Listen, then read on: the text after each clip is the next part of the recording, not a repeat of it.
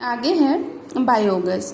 तो बायोगैस के बारे में आप सभी सुन ही चुके हैं या पढ़ चुके होंगे। बायोगैस कैसे बनाई जाती है और कैसे इसका उपयोग किया जाता है। तो अभी कृषि पशुपालन को विशेष महत्व दिया जाता है और पशुओं की जो गोबर प्राप्त होती है उससे हम लोग क्या करते हैं, बायोगैस प्राप्त करते हैं। तो उसके लिए क्या होती है, यहाँ डायग्राम में एक चित्र दिखाई दे रही है जिसमें ऊपर में स्लरी करके एक टंकी दिखाई दे रही है। इस टंकी में क्या करते हैं, गोबर को पानी में घोलकर डाला जाता है। फिर इस नली के माध्यम से यहाँ पर डाइजेस्टर संपा चित्र करके एक टंकी है, उसमें इसको प्रवेश कराया जाता है।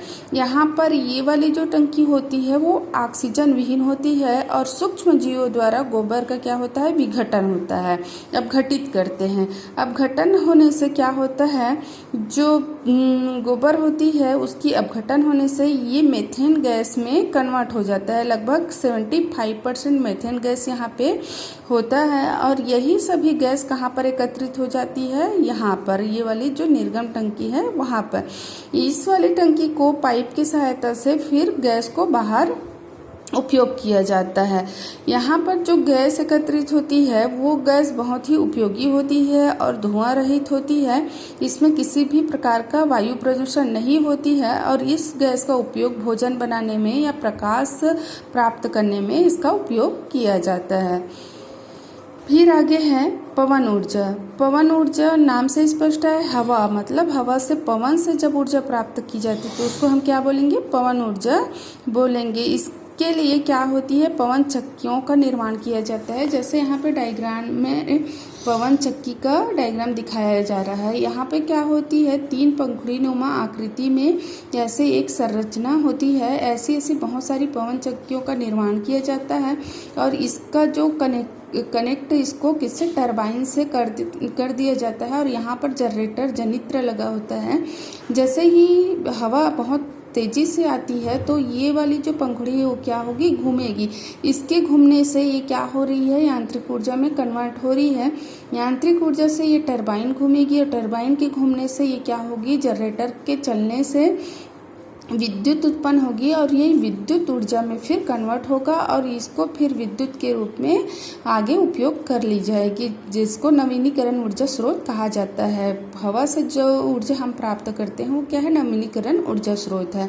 पवन चक्की होता है जो हवा के टकराव से घूमती है, जिससे यांत्रिक ऊर्जा होगी। यांत्रिक ऊर्जा से ये टरबाइन जनित्र घूमेगा, जनरेटर के घूमने से, जनित्र के घूमने से ये विद्युत ऊर्जा में कन्वर्ट होगा और विद्युत ऊर्जा फिर यहाँ पे सप्लायर एक जगह एकत्रित होगा, जिसको फिर आगे सप्लाई करके प्रकाशीय ऊर्जा के रूप में घरों में उपयोग किया जाता है। आगे है ऊर्जा के वैकल्पिक स्रोत। ऊर्जा के वैकल्पिक स्रोत में जो प्राकृतिक रूप से हमको ऊर्जा प्राप्त होती है, जैसे सौर ऊर्जा। भारत एक भाग्यशाली देश है क्योंकि यहाँ अधिकांश दिनों में क्या होती है, ऊर्जा प्राप्त होती, सौर ऊर्जा प्राप्त होती। सौर का ऊर्जा का अर्थ धरती पर पड़ रहे सूर्य के प्रकाश से या ऊष्मा से होती है। जो विशाल स्रोत है ये परंपरागत ऊर्जा स्रोत और ऊर्जा के तत्काल रूपांतरण द्वारा इसको विद्युत ऊर्जा में क्या करते हैं, कन्वर्ट कर लिया जाता है। जैसे सोलर कुकर। सोलर कुकर भी आप लोग पहले नाम सुन ही चुके होंगे कि सोलर कुकर का उपयोग कैसे किया जाता है या सोलर कुकर को कैसे बनाया जाता है। तो यहाँ डायग्राम में एक बक्सा है जो किससे बना हुआ है, काले कलर की एक बक्सा आप लोगों को दिखाई दे रही होगी जो किससे बना हुआ है, लकड़ी से बना हुआ है।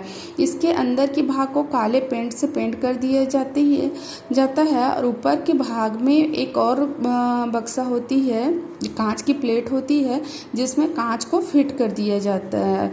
और क्या होता है, यहाँ पे बर्तन में जो भी भोजन आपको पकाना है उसको एक धातु के बर्तन में रख के बर्तन को बाहर से क्या करते हैं, काले रंग से पेंट कर दिया जाता है। यहाँ से सूर्य की प्रकाश जब यहाँ पड़ती है तो यहाँ पर इसकी विकिरण टकरा के यहाँ एकत्रित हो जाती है। यहाँ से ऊष्मा, जो सौर ऊर्जा है या इसकी ऊष्मा है वो बाहर नहीं निकल पाती। इस प्रकार 1 से 2 घंटे में 100 सेंटीग्रेड ताप बढ़ जाती है और इससे खाना भी पक जाती। तो इस प्रकार से सौर संयंत्र ऐसे तैयार की जाती है और इससे भोजन बनाया जाता है। का एक लकड़ी की बॉक्स होती है जिसके अंदर काले रंग का पेंट किया जाता है, कांच की प्लेट लगी होती है, अंदर में धातु की पात्र में भोजन को रखा जाता है और यहाँ पे सूर्य इससे तिरछे इसमें पड़ती है, जिससे काले कलर की जब पेंट में पड़ती है तो ये किरण कांच में पड़ती है, फोकस होती है, जिससे विकिरण यहाँ पे आके एकत्रित हो जाती है और यहाँ की जो ऊष्मा है, तापमान है, जो 100 सेंटीग्रेड हो जाती है, जिससे क्या होता है यहाँ की भोजन बन जाती है।